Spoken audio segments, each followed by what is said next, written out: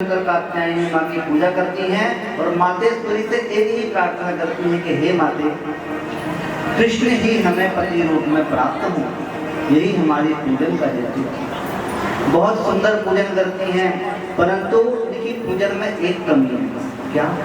प्रातः काल ब्रह्म मुहूर्त में स्नान करती हैं तो नग्न अवस्था में स्नान करती हैं। और भगवान कहते हैं, शास्त्र कहते हैं, किसी भी जलाशय में नग्न स्नान नहीं करना चाहिए।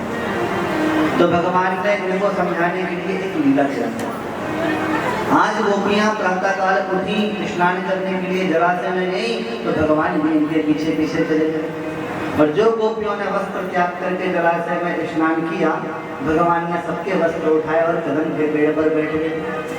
सारी गोपियों ने स्नान किया, निकलने को जब किया तो वस्त्रों की ओर देखा तो वस्त्र थे नहीं। अरे बोले बाबरी, वस्त्र कहाँ गए?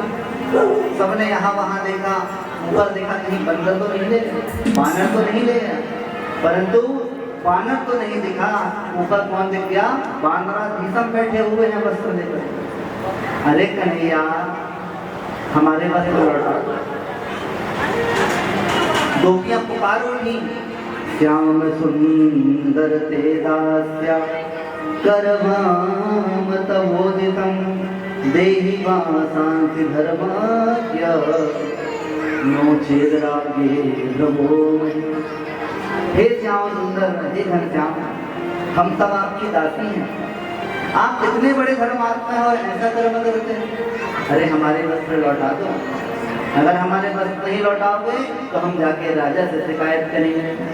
भगवान ने कहा, अच्छा, एक तरफ तो कह रही हो हम तुम्हारी दासी हैं, आप हमारे स्वामी हो, और एक तरफ स्वामी को धौंस दिखा रही हो कि हम राजा से शिकायत करेंगे। अरे एक बात करो, करना क्या है? शिकायत करनी है कि दासी बननी है? राजा से शिकायत करोगी? जाओ शिकायत करो। एक दासी बोली, अरे बाबरी, वस्त्र तो इनके पास है, जाएगी कैसे? तब सब हाथ जोड़कर कहती है, प्रभु हमें किसी से शिकायत नहीं करनी, आपको हमारे वस्त्र लौटा दो। भगवान ने मुस्कुराकर कहा, ठीक है गोपियां, आकर के ले लो। बोले कैसे आए? अब आप हैं। बोले जैसे गई थी वैसे लौट आओ।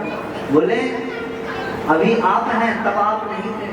भगवान मुस्कुराकर बोले, गोपियों, यही तुम्हारा सबसे बड़ा अज्ञान है। अरे मैं पहले भी था। ऐसा कौन सा संसार में क्षण है, ऐसा कौन सा कण है जहाँ मेरी सत्ता ना हो? हरि व्यापक सर्वत्र समाना, भगवान तो हर क्षण हर कण में है। अच्छा, हमारी एक आदत है, हम पुण्य करते हैं तो सोचते हैं भगवान को दिखाएं, परंतु कुछ पाप होता है सोचते हैं छुप के करें, छुपा के कर लें भगवान। परंतु ऐसा हो सकता है कि भगवान से छुप कर कोई चीज हो जाए संसार में? नहीं हो सकता है। परंतु मन है अपना, मन को समझाते करे, ठीक है कौन देख रहा है, चलो करो। परंतु देखने वाले परमात्मा हैं, वो देखते हैं। तो भगवान गोपियों को समझाते हैं कि है कौन सा ऐसा क्षण है, कौन सा कण है जहाँ मेरी सत्ता ना हो। अरे मैं हर जगह व्याप्त रहता हूँ, हर समय। गोपियों को ये ज्ञान हुआ, सारी गोपियों ने क्रमबद्ध निकली, भगवान ने वस्त्र दिए और सारी गोपियों ने वस्त्र धारण किए। भगवान का पीताम्बर पकड़ दिया।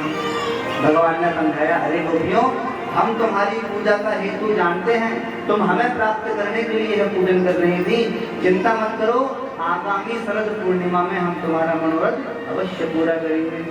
और ऐसा आशीर्वाद गोपियों को दिया और वहां से भगवान चले गए।